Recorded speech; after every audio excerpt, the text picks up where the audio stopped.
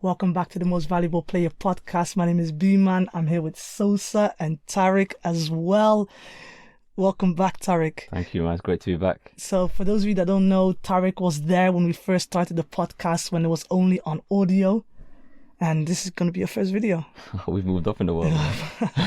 We're just trying to level up a little bit. Just trying to level up a little bit. Okay, so today's podcast we'll be speaking about Tottenham and how Spursy that they can be.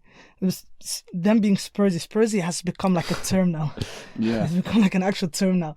And I think the term means if you mess up, it's a Spurs moment. Because for some reason Spurs seem to mess up quite often. Normally you associate that with like end of season, not this early in the season. Right, and they've let slip quite a few leads in the last 2-3 weeks now. Yeah, and I think it's probably worth talking about what on earth is going on, because the latest game was the Leicester Tottenham game this morning. They were up 1-0. Some ridiculous VAR moments, absolutely ridiculous. Just for those people out there, I'm not against VAR. I think it's good for the game. But it is a strange one. Did you guys see the VAR moment? The one with Son in particular? No. I am telling you, when I say to you that they use the lines, don't they? The line of the last defender and the line of the attacker. And usually if you can see the gap, then you know. And they give them different colours and stuff. When I say to you, the lines were on top of each other. They were actually on top of each other. Yeah. But Son was literally a millimetre offside. And they gave it as offside. I know if it's offside, it's offside, but that's a dodgy one. But they were winning 1-0 and they let it go. They did the same against Olympiacos. They were winning 2-0, they let it go. They played against Arsenal, they were winning 2-0, they let it go. Are they like the least threatening title contenders you've ever seen in your life? Yeah, I don't know if we can even call them title contenders right now. They're 7 points behind Liverpool, something, and it could be 10 tomorrow. So I think they've more or less put themselves out of any contention. I think people always said it was Liverpool, Man City, maybe Tottenham. There's not even a maybe anymore, I don't think. I think they are. What do you think? You can say they're now like the leaders. You know how you have the top two and then you've got the pack chasing them behind them? You can probably classify them as like the leader of that pack behind them rather than them challenging for in the top two. Yeah. So that's where I see them as far as like where they lie in the Premier League so far. But when you look at the quality that they've got arguably they've got the best striker. They've got Son, who in my opinion is a top 5 player in this league. I think he's done enough to prove to everyone. He's like one of the most underrated players. They've got Eriksen, they've got a solid backline, and they've had continuity, just like Man City and Liverpool have had. And even last year, like if you're going against Tottenham, it's a problem.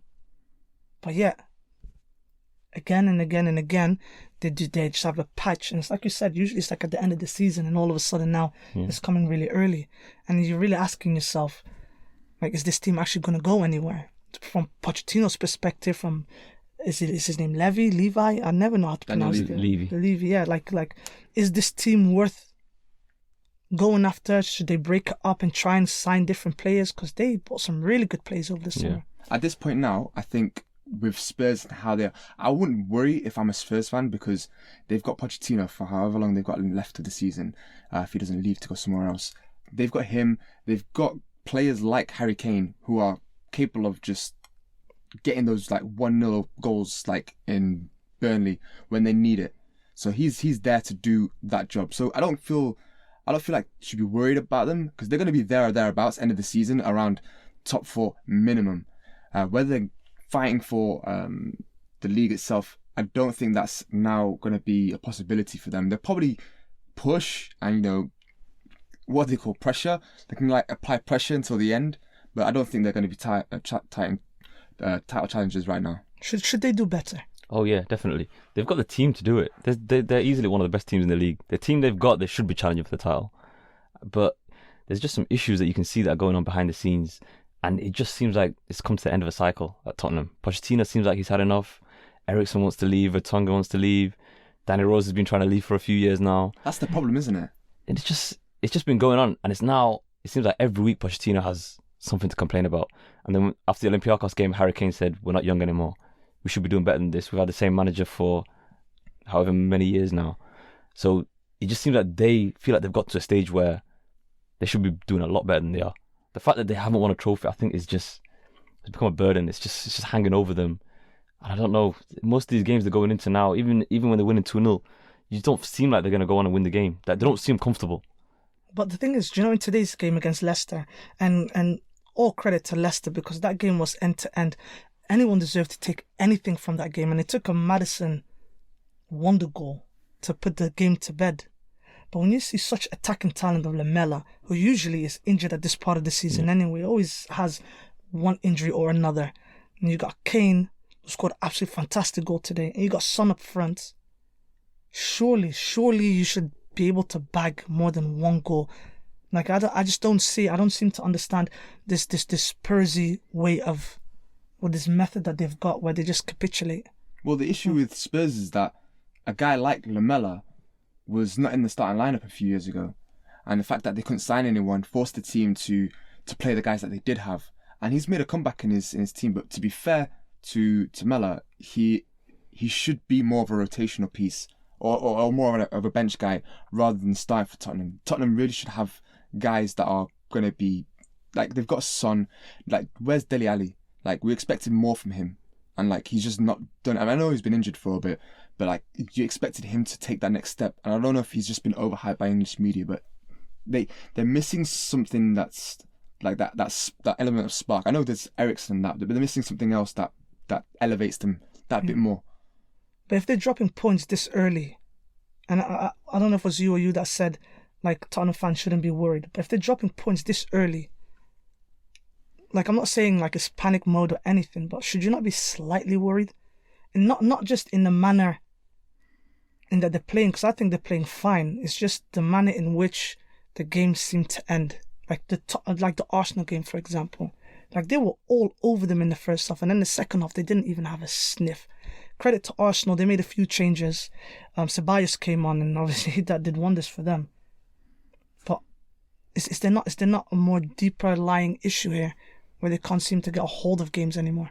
Yeah, I think it's they don't have control of games, and they can't keep a consistent level of play for 90 minutes. They'll have stages in the game where they're really good, then they'll stages late in the games where they're not that good, and they just seem to give away leads very, very easily. It's not the other team are not really doing something amazing to come back into the game. It's just they've lost control, and once they lose it, they don't find a way of regaining it.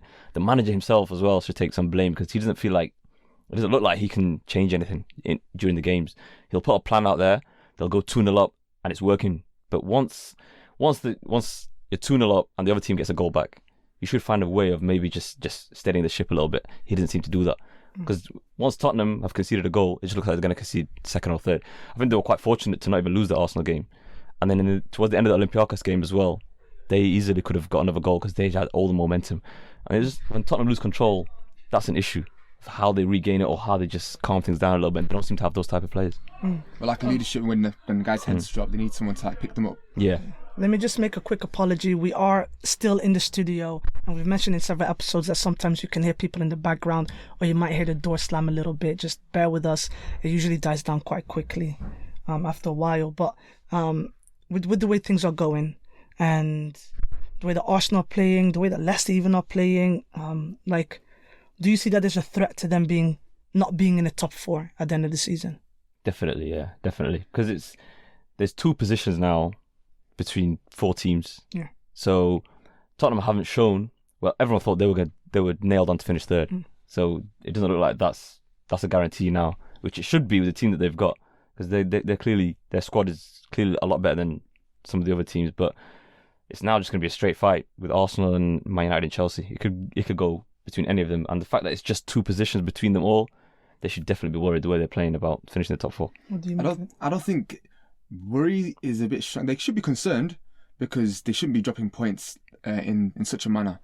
But there's every chance that they'll pick up form again, and once they do that, they can just go on a run to keep them afloat. And I think that's going to be the case. I know with last season they were doing really well up until a few games of the season where they end up being like third.